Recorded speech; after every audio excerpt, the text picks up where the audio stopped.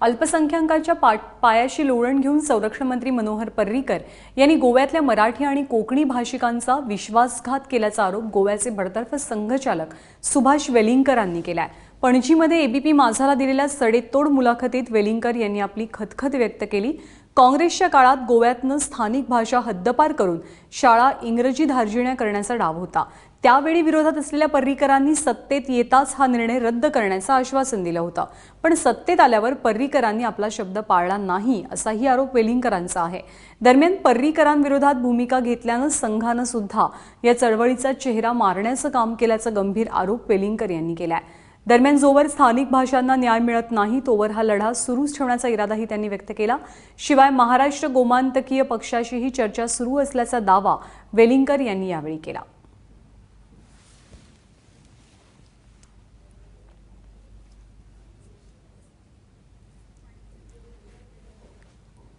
प्रशासकीय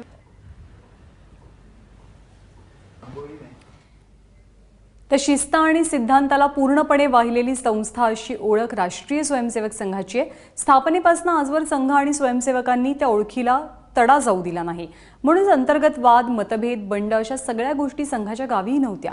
मात्र गोव्याचे संघ प्रमुख सुभाष वेलिंगकर यांनी राजीनामा दिला आणि त्यापाठोपाठ संघात राजीनाम्याचं सत्र सुरू झालंय।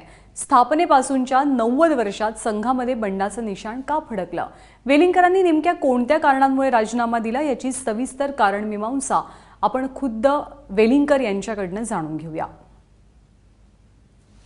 गोव्यात माध्यमिक शिक्षण 5वी पासूनचं पुढे जे आहे हे इंग्रजी माध्यमातून आहे, त्याला कोणाचा विरोध नाही, पण निदान प्राथमिक 1ली ते 4थी पर्यंत तरी शिक्षण देशाशी आणि संस्कृतीशी नाळ जोडण्यासाठी म्हणून आवश्यक आहे।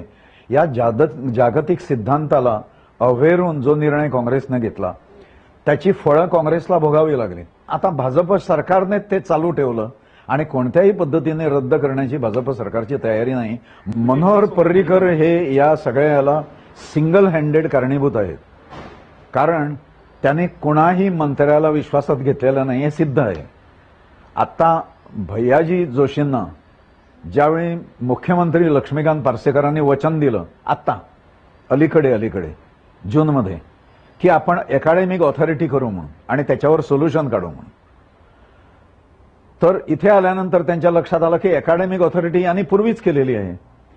मनोहरजी पर्रीकरांनी देखील सांगितलं की अकॅडमिक ऑथॉरिटी करू आणि त्याच्याकडे येऊन, त्यामुळे हे फसवत होते सरस कार्यवाहानं, हे लक्षात आलं।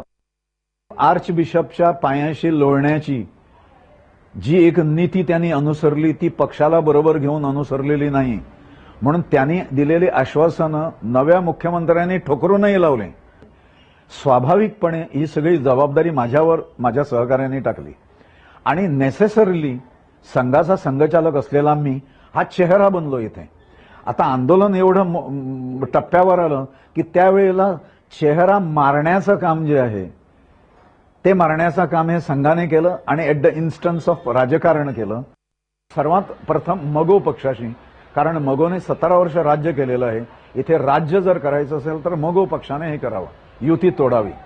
दुसरा प्रश्न, भाबासोमाने स्वतंत्रपणे कॅन्डिडेट्स उभे करावे आणि तिसरा पर्याय हा काही चांगले उमेदवार जे असतील त्यांना पाठिंबा द्यावा।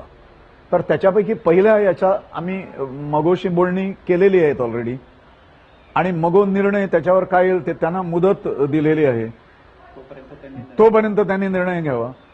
35 मतदारसंघात आपले कार्यकर्ते जे आहेत उमेदवार ते जवळजवळ निश्चित आहेत।